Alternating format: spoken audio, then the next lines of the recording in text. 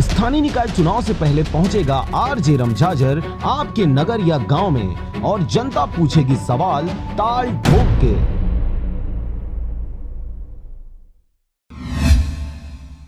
नमस्कार, आप देख रहे हैं आरजे रमझाझर और मैं हूं पुखराज सिंह।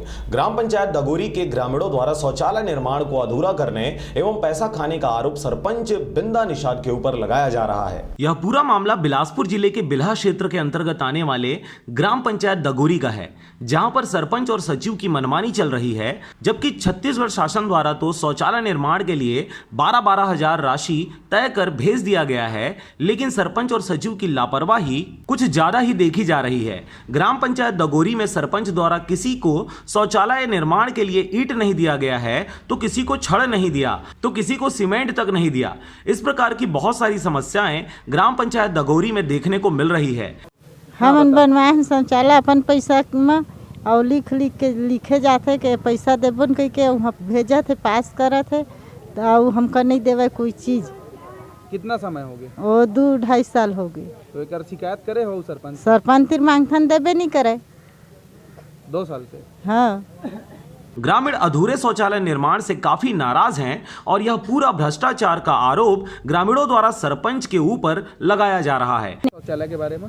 शौचालय में नहीं बने हैं, सिरमिट भर दे है और दरवाजा दे है, तहाँ बस। कितना बोरी दी है सिरमिट? 4 बोरी। गिट्टी वगैरह कुछ नहीं दे है, रेती गिट्टी कुछ नहीं दे है। कितना समय हो गया? अब वही 1.5 साल हो गए।